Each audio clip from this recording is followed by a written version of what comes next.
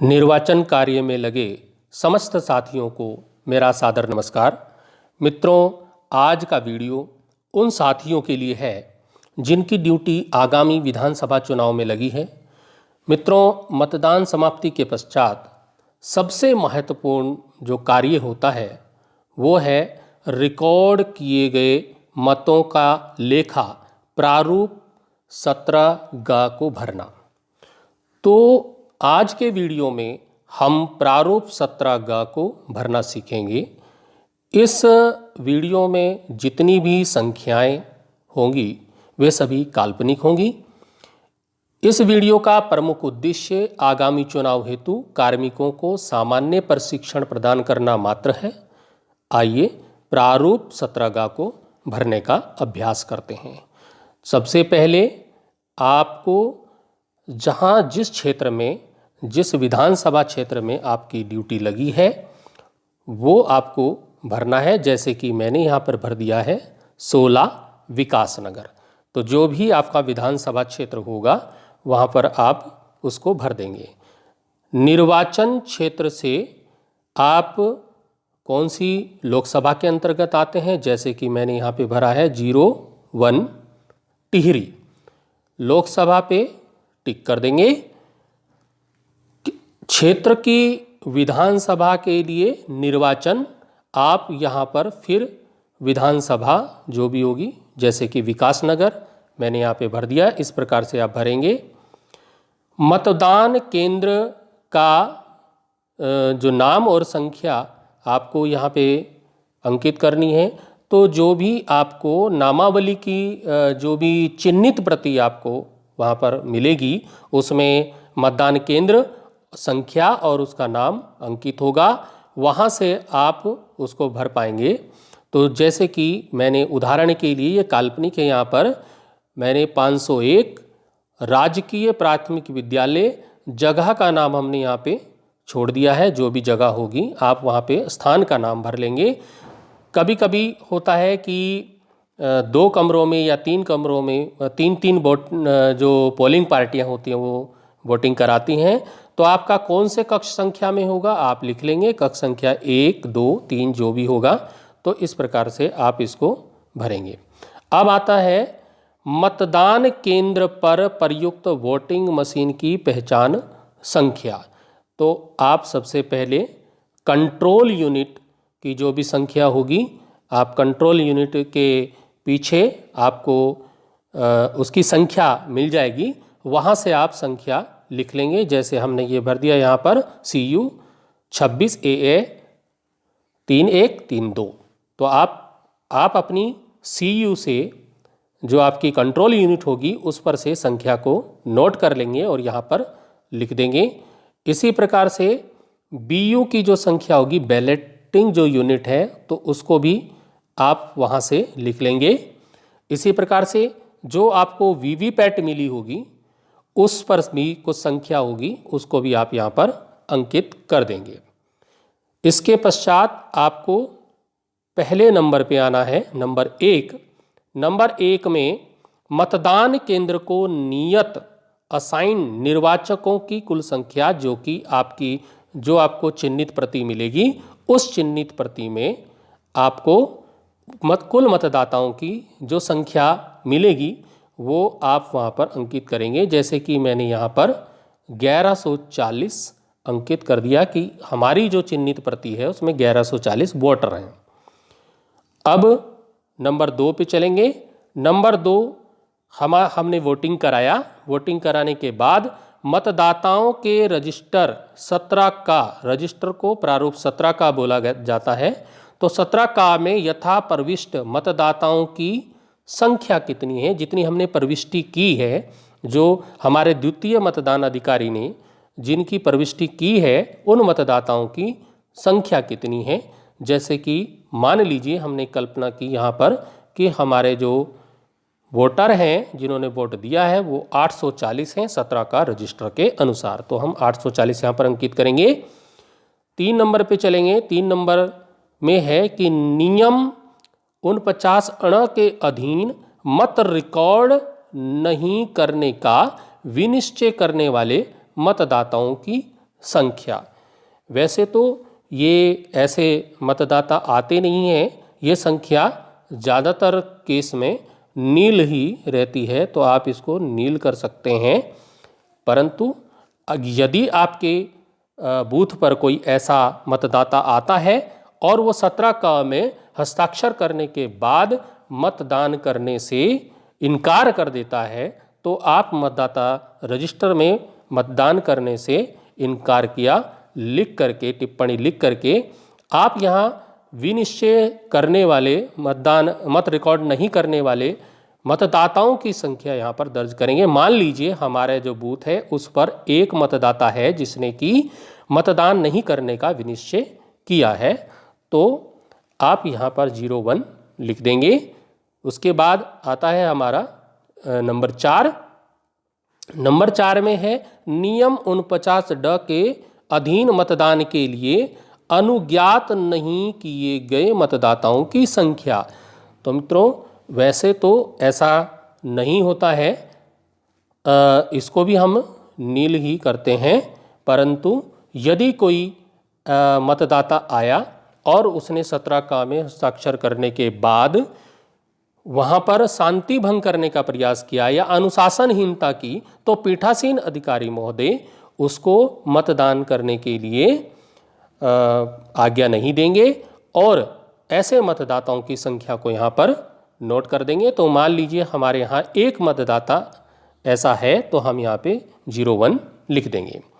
अब आते हैं 5 नंबर पे। 5 नंबर क्या है, देखिए, नियम 49(ड) का घ के अधीन रिकॉर्ड किए गए परीक्षण मतों को घटाए जाने की आवश्यकता होगी। अब ये घटाए जाने की आवश्यकता कहाँ पर होगी? ये काम हमारा नहीं है, पीठासीन अधिकारी का नहीं है, मतदान पार्टी का नहीं है। ये काम घटाने की आवश्यकता कब होगी? जब इन वोटों की काउंटिंग होगी, अर्थात मतगणना के समय जो मतगणना अधिकारी होंगे वो इस परीक्षण मत को वहाँ पर माइनस करेंगे, घटाएंगे। तो हमको यहाँ पर इसको कहीं भी घटाने की आवश्यकता नहीं है। तो इसमें घटाए जाने वाले परीक्षण मतों की कुल संख्या, मान लीजिए हमारे यहाँ टेस्ट वोट करने वाला एक मतदाता है, तो हम 01 लिख देंगे। और ये कब होता है? जब कोई मतदाता आकर के कहे कि मैंने जिसको वोट दिया है उसकी पर्ची हमारे जो वीवीपैट मशीन में नहीं दिखाई दी है, मैंने जिस प्रत्याशी को वोट दिया है दूसरे की पर्ची वहाँ पर दिखाई दे रही है, तो ऐसे समय में परीक्षण मत टेस्ट वोट कराया जाता है और उस टेस्ट वोट की अंकना भी मतदाता रजिस्टर 17 में की जाती है और उसके सामने टेस्ट वोट भी लिखा जाएगा और मतदाता के हस्ताक्षर भी कराए जाएंगे। अब इसमें मान लीजिए हमारे पास एक मतदाता है, तो इसी के अगले भाग में हम क्या लिख देंगे? जब वहाँ पे क्रम संख्या आएगा तो हम 01 लिख देंगे और मतदाता जो हमारा रजिस्टर है 17 में मतदाताओं की क्रम संख्या, उसमें उसका जो क्रमांक है, अब क्रमांक उसका जो भी क्रमांक होगा, द्वितीय प्रविष्टि जो कि मतदान उसने परीक्षण मत डाला अर्थात टेस्ट वोट किया, उस टेस्ट वोट का उसका मतदाता क्रमांक क्या है, वो वाला मतदाता क्रमांक यहाँ पर हम डालेंगे। जैसे कि यहाँ पर 139 मैंने मतदाता क्रमांक उसका डाला। हो सकता है उसका जो पहला मतदाता क्रमांक 100 हो या 101 हो, परंतु बीच में बहुत सारे वोटरों ने वोट दिया और बाद में उसने टेस्ट वोट किया, तो 139वां नंबर जो भी उसका द्वितीय प्रविष्टि का जो मतदाता क्रमांक होगा वो यहाँ पर अंकित किया जाएगा। अब टेस्ट वोट करते समय पीठासीन अधिकारी महोदय अपने जो मतदान अभिकर्ता होंगे, जो एजेंट होंगे, उनको साथ ले जा करके वहाँ पर अपने सामने उससे टेस्ट वोट दिलाएंगे और देखेंगे कि किस अभ्यर्थी को वोट दिया गया है। फिर उस अभ्यर्थी को का विवरण यहाँ पर देना होगा। क्रम संख्या जैसे कि 01, हमारे पास एक ही टेस्ट वोटर है। अब यहाँ पर किस अभ्यर्थी को उसने अपना परीक्षण मत डाला, तो उस अभ्यर्थी का नाम यहाँ पर लिख देंगे। हमने तो यहाँ पर XYZ लिख दिया, तो जो भी अभ्यर्थी को परीक्षण मत किया गया है, टेस्ट वोट किया गया है, वो यहाँ पर उस अभ्यर्थी का नाम आएगा। और मतों की संख्या, जो भी मत होंगे, परीक्षण मत होंगे, उनकी संख्या यहाँ पर अंकित की जाएगी, जैसे कि हमने 01 यहाँ पर लिख दिया। अब वोटिंग मशीन के अनुसार 6 नंबर में चलेंगे। वोटिंग मशीन के अनुसार रिकॉर्ड किए गए मतों की कुल संख्या हम मतदान जब समाप्त हो जाएगा उसके बाद हम वोटिंग मशीन से टोटल बटन दबा करके टोटल मशीन में कितने वोट पड़े उन संख्या को नोट कर लेंगे और यहाँ पर लिख देंगे। जैसे कि हमारे यहाँ पर 838 वोट यहाँ पर पड़े तो हम 838 यहाँ पर लिख देंगे। अब आज आते हैं जो कि बहुत ही महत्वपूर्ण बिंदु है 7वां नंबर का। क्या मद 6 के सामने यथादर्शित मतों की संख्या मद 2 के सामने यथादर्शित मतों की कुल संख्या माइनस मद 3 के सामने यथादर्शित मत रिकॉर्ड नहीं करने का विनिश्चय करने वाले मतदाताओं की संख्या माइनस मद 4 के सामने यथादर्शित मतदान करने के लिए अनुज्ञात नहीं किए गए मतदाताओं की संख्या। अर्थात यहाँ पे समझ लीजिए, इतना अगर आपको पढ़ के समझ में नहीं आ रहा है तो आप इतना ध्यान रखिए कि अर्थात 2 - 3 - 4 से मेल करती है अथवा कोई त्रुटि देखने में आई है। तो इसके लिए हम वापस ऊपर चलते हैं और देखते हैं कि हमारे पास 2 - 3 - 4 अर्थात कि हमारे पास 2 वाले में कितने मतदाता हैं 840। इसमें से 3 वाला हमने घटाया, 1 वोट हमने यहाँ पे घटा दिया तो 839 और 4 वाला भी हमने घटा दिया 1 तो हो गया हमारा 838, जो कि हमारे मशीन की संख्या से मेल खाता है। तो हम क्या करेंगे, यहाँ पर एक टिप्पणी लिख देंगे, हाँ यह मेल करती है। वो संख्या और वोटिंग मशीन के अनुसार रिकॉर्ड किए गए मतों की संख्या मेल करती है, ये टिप्पणी यहाँ पर लिख देंगे। चलते हैं 8वें बिंदु पे। 8वां बिंदु है उन मतदाताओं की संख्या जिन्हें निविदत मतपत्र नियम 49 तक के अधीन जारी किए गए। तो मित्रों, यदि किसी बूथ पर निविदत मतपत्र टेंडर वोट डाले जाते हैं तो वहाँ पर ये संख्या यहाँ पर अंकित की जाएगी, परंतु हम मानते हैं कि हमारे यहाँ टेंडर वोट नहीं हुआ तो हमने यहाँ पर नील लिख दिया। जिसके यहाँ होगी, मान लो 2 वोटर हुए या 3 हुए तो आप यहाँ पर संख्या लिख सकते हैं। आगे चलेंगे 9 बिंदु पे। 9वां बिंदु है निविदित मतपत्रों की संख्या। अब हमारे पास जो भी हमें मतपत्र मिले वो यहाँ पर हमने लिखना है। हमें प्राप्त कितने हुए, क में प्रयोग के लिए पर्याप्त हमारे पास कुल 20 हमें मिले थे। संख्या, अब जो भी टेंडर वोट होंगे, निविदित मतपत्र होंगे, उन पे संख्याएं अंकित होंगी। उन संख्याओं को कहाँ से कहाँ तक आपने को मिले हैं वो आपको लिखने होंगे, परंतु हम यहाँ पर काल्पनिक लिख लेते हैं कि हमें 001 से 020 तक 20 मतपत्र मिले हैं। आपको संख्या मिलेंगी तो आप वही संख्या यहाँ पर अंकित करेंगे। ख बिंदु पे चलेंगे मित्रों। ख बिंदु निर्वाचकों को जारी किए गए। अब हमें 20 मिले, हमने निर्वाचकों को कितने दिए, टेंडर वोट कितने हमारे यहाँ हुए, तो मैंने तो नील लिखा है, तो यहाँ पर आप भी अपने हिसाब से लिखेंगे। यहाँ पर मैंने नील लिखा है तो मेरे यहाँ कोई टेंडर वोट नहीं हुआ तो मैं नील करूँगा।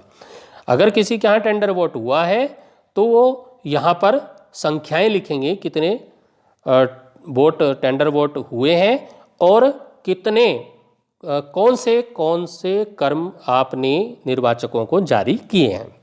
अब तीसरे बिंदु पे आ जाते हैं। तीसरा बिंदु है अप्रयुक्त वापस किए गए निविदत मतपत्र।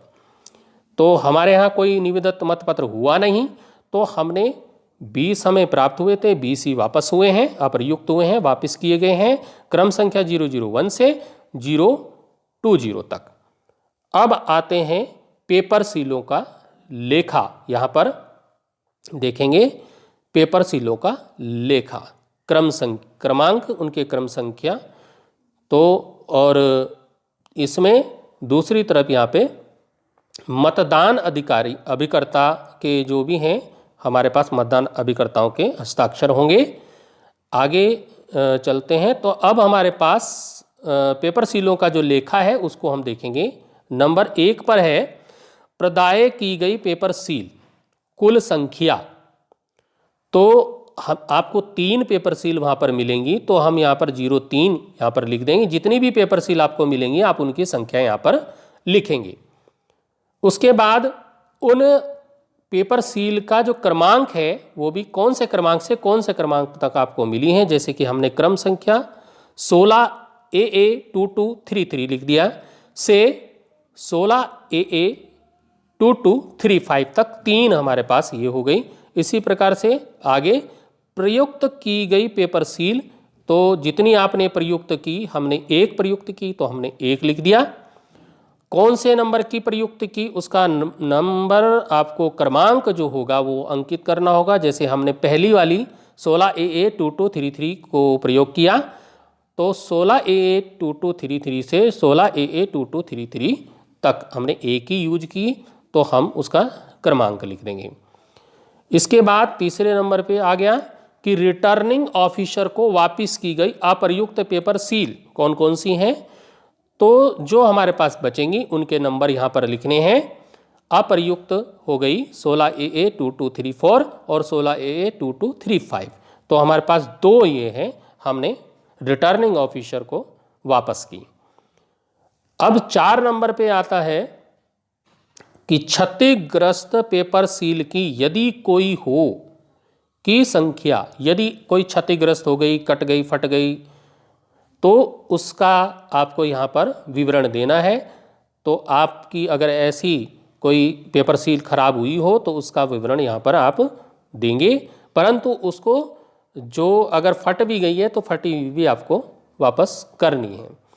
तो अब यहाँ पर हम हमारे यहाँ तो कोई क्षतिग्रस्त नहीं हुई है तो हमने इसको नील लिख दिया और क्रम संख्या में भी नील नील अंकित कर दिया।